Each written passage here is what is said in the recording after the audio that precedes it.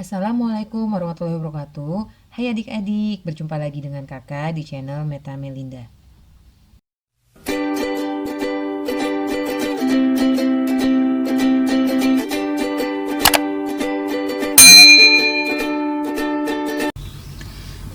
Pada video kali ini, materi yang akan kakak bahas itu adalah tentang tekanan. Nah, tekanan yang dibahas pada video kali ini adalah tentang tekanan pada zat gas. Nah, sebelumnya kakak sudah membahas materi tentang tekanan pada zat cair dan tentang tekanan pada zat padat. Kalian bisa menyimak video-video kakak sebelumnya. Tekanan pada zat gas dapat disebut juga tekanan udara. Udara mempunyai berat karena udara dipengaruhi oleh gaya gravitasi, sehingga udara mempunyai tekanan. Nah, kalian mungkin bertanya gini, udara kan tidak terlihat, ya kan? Apa ya udara mempunyai berat gitu ya? Ternyata udara itu mempunyai berat gitu ya, karena udara dipengaruhi juga oleh gaya gravitasi atom-atomnya, sehingga udara dapat menekan seperti itu. Kalian bisa melakukan percobaan 2 buah balon, 1 balon ditiup dan 1 balon tidak ditiup. Coba kalian taruh di ujung timbangan dan kalian akan melihat bahwa balon yang ditiup di dalamnya berisi udara atau gas pasti akan lebih berat daripada balon yang tidak diisi udara. Itu membuat kita dapat menyimpulkan bahwa gas itu juga memiliki berat, sehingga dia memiliki tekanan. Nah, kalian bisa lihat, perhatikan gambar di samping. Di sini ada gambar Erlenmeyer dan di atasnya ada balon karet gitu ya. Yang A ini adalah gambar balon karet yang isinya air dingin, dan yang B ini adalah kondisi Erlenmeyer yang diisi balon karet dengan air panas. Nah, kalian perhatikan bagaimana tekanan udara yang terjadi pada Erlenmeyer yang ditutup balon karet. Nah, apa yang akan terjadi oleh balon udara ini gitu ya? Yang akan terjadi itu bisa terjadi 2 hal. Yang pertama, ketika dipanaskan. Nah, ketika dipanaskan, balon ini akan mengembang. Kenapa? Karena partikel gas dalam Erlenmeyer ini nih, jadi ketika dipanaskan, partikel gas dalam Erlenmeyer ini akan bergerak cepat gitu ya. Bergerak cepat sehingga terjadi penguaian. Nah, sehingga tekanan yang ada di dalam Erlenmeyer ini diteruskan nih, ketika dia bergerak cepat diteruskan ke atas sampai ke balon, yang menyebabkan balonnya terus mengembang gitu ya. Karena apa? Karena suhu di dalam Erlenmeyer lebih besar daripada suhu yang ada di sekitar Erlenmeyer gitu, yang mengakibatkan balon akan mengembang seperti itu ya. Nah, lalu ketika didinginkan, ketika yang ini sudah panas, lalu kalian ambil botol Erlenmeyernya dan kalian masukkan ke dalam air yang dingin gitu ya. Nah, yang akan terjadi apa? Si balon ini nanti akan tertekan masuk ke dalam Erlenmeyer gitu ya. Akan masuk ke dalam Erlenmeyer karena apa? Karena panas yang di dalam Erlenmeyer ini dirambatkan menuju air dingin gitu kan ya. Nah, kita udah pernah belajar, kalian pasti udah pernah belajar bahwa panas itu mengalir dari suhu tinggi ke suhu rendah seperti itu ya kan. Nah, maka yang tadinya suhunya tinggi terus dicelupkan ke dalam air yang isinya dingin, maka balonnya tadi ke atas mengembang, dia akan merambat ke dalam gitu ya. Karena apa? Dia akan merambat menuju air dingin karena suhu di dalamnya itu, yang di air dingin itu, yang di dalam air Erlenmeyer itu akan mengecil dibandingkan suhu di luar Erlenmeyer. Seperti itu ya.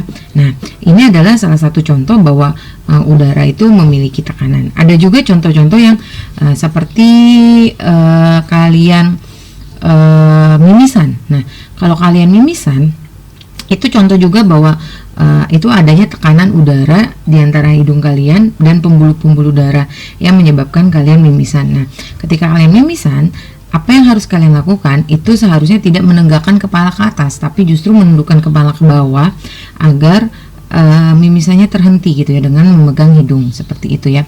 Terus contoh lain yang menggunakan tekanan udara itu adalah balon udara ya. Kalian pernah lihat balon udara, di mana balon udara itu bisa mengembang dan terbang, itu menggunakan prinsip tekanan udara juga gitu. Ketika dia ingin terbang, maka dia akan memanaskan api yang ada di balon udara tersebut, dan ketika dia ingin turun, maka dia juga mendinginkan api yang ada di balon udara tersebut sehingga balon udaranya bisa turun seperti itu ya. Itu beberapa contoh dari penggunaan tekanan udara. Nah, lalu kita lihat alat ukur tekanan udara. Nah, Alat ukur tekanan udara itu yang pertama itu menggunakan barometer. Barometer itu digunakan untuk mengukur tekanan udara terbuka. Barometer banyak macamnya, salah satunya barometer Torricelli dan barometer aneroid. Nah, yang dulu itu menggunakan barometer Torricelli. Jadi barometer itu digunakan itu untuk mengukur tekanan udara yang tempat terbuka seperti di atas gunung gitu ya. Nah, barometer Torricelli biasanya menggunakan barometer raksa. Jadi mengukurnya menggunakan tinggi permukaan raksa. Tinggi permukaan raksa itu pada permukaan laut itu biasanya cuma 76 cm. Sehingga bisa disebut bahwa tekanan 1 atm-nya adalah 76 cm Hg. Pengurangan setiap 1 cm Hg itu dari kenaikan 100 meter. Ini contohnya barometer Torricelli gitu ya. Jadi ketinggian air raksa ini 76 cm Hg. Ini 760 karena menggunakan milimeter seperti itu ya. Karena ini memang menggunakan air raksa gitu. Air raksa itu batas maksimum ketinggiannya hanya sampai 76 cm Hg atau 760 mm Hg. Nah, jadi pada zaman dahulu menggunakannya masih barometer Torricelli. Tapi sekarang sudah banyak menggunakan barometer aneroid. Jadi semacam alat yang seperti jam yang bulat gitu. Nah, itu membawa itu lebih mudah dibandingkan kalian harus membawa air raksa, terus barometernya dan segala macamnya. Yang kedua itu adalah alat ukurnya manometer. Manometer digunakan untuk mengukur tekanan udara atau gas pada tempat tertutup. Jadi manometer sederhana bisa menggunakan sebuah pipa U. Nah, bisa terdapat dua jenis manometer, yaitu manometer ujung terbuka dan manometer ujung tertutup. Nah, contohnya manometer sekarang itu adalah Bourdon. Nah, kalau kalian memiliki tabung gas di rumah, pasti kalian pernah melihat di selang tabung gas kalian itu ada alat yang bergerak itu yang suka dikasih tahu. Nah, itu adalah contoh salah satu manometer, namanya Bourdon ya. Jadi itu dia mengukur di gas atau udara di tempat tertutup, yaitu di dalam gasnya, di dalam tabungnya.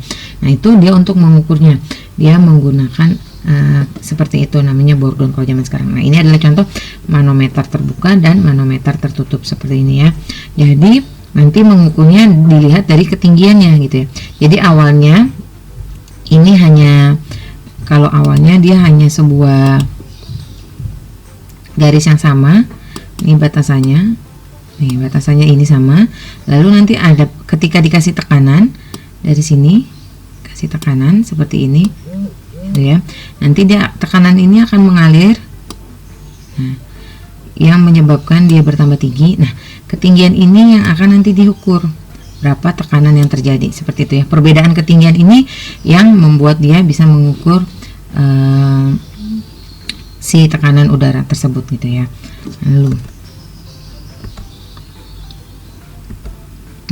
Mengukur ketinggian tempat dan tekanan udara. Kita akan mengukur ketinggian tempat dan tekanan udara. Nah, kalian perhatikan, semakin tinggi suatu tempat, maka semakin rendah juga tekanan udara di tempat tersebut gitu ya. Jadi kalau kita naik ke atas gunung, itu semakin tinggi tempatnya itu, maka tekanan udara di tempat tersebut itu akan semakin rendah. Tekanan udara pada permukaan laut adalah 1 atm atau sebesar 101.300 Pascal gitu ya.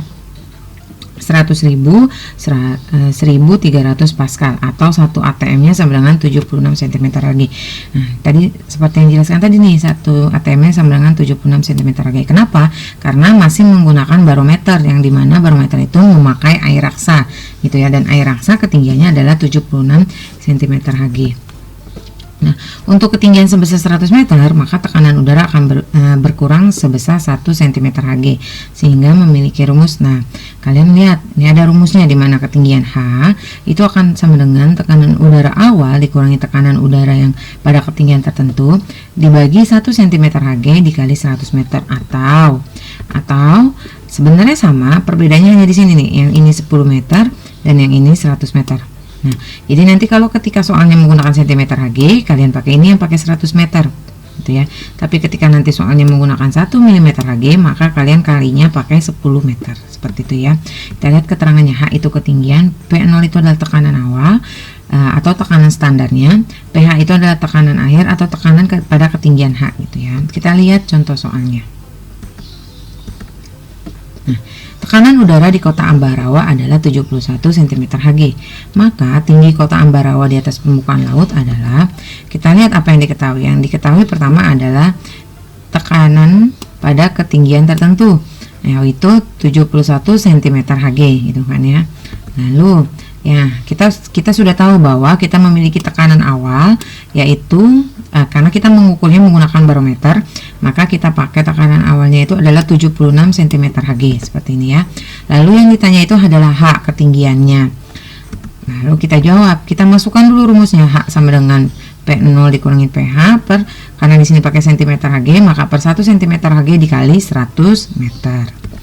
Lalu kita masukkan P0 nya 76 nanti kita kurangin 71, dimana soalnya 76 dikurangi 71 dibagi 1 cm Hg, lalu nanti dikali dengan 100 meter seperti ini ya. Perhitungannya masih seperti biasa, 76 dikurangi 71 itu 5. Nah, Hg cm Hg sama cm Hg yang di bawah boleh kita coret. 5 dibagi 1 itu 5, lalu nanti kita kali 100, hasilnya menjadi 500. Jadi ketinggian kota Ambarawa di atas permukaan laut itu adalah 500 meter. Seperti itu ya. Nah, kita lihat contoh soal yang kedua. Nah, tekanan udara di kota Yogyakarta adalah 740 mm Hg. Maka tinggi kota Yogyakarta di atas permukaan laut adalah, nah kita memiliki pH-nya sama dengan, maaf ini 740 mm Hg ya. 740 mm Hg. Nah, lalu kita memiliki P0 nya 760 mm Hg. Kenapa 760 mm Hg? Kan kita punya 76 ya, 76 cm Hg gitu ya.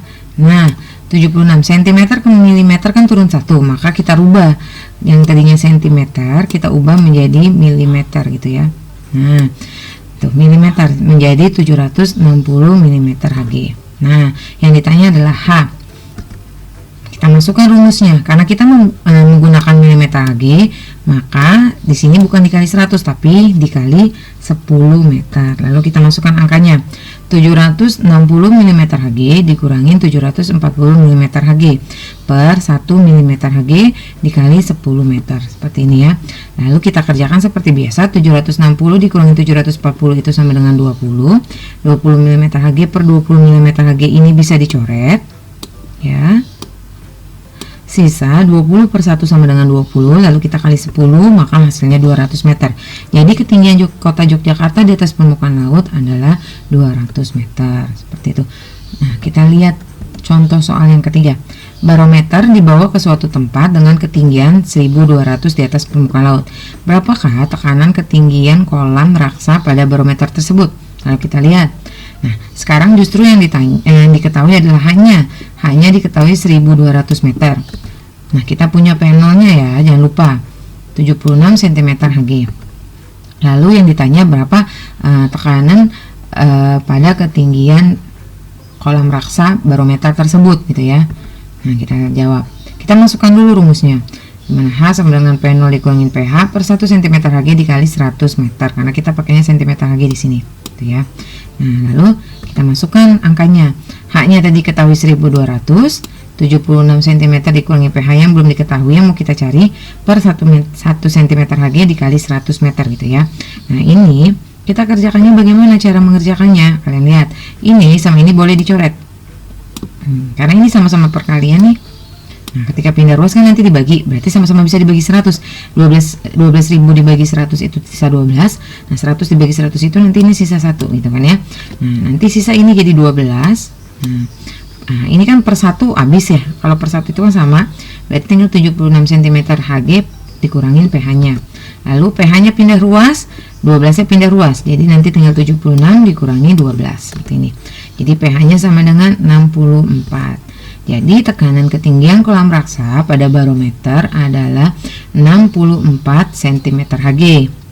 Semoga kalian bisa mengerti sampai di sini penjelasan dari kakak. Terima kasih yang sudah menonton video kali ini. Jangan lupa like, komen, dan subscribe. Assalamualaikum warahmatullahi wabarakatuh.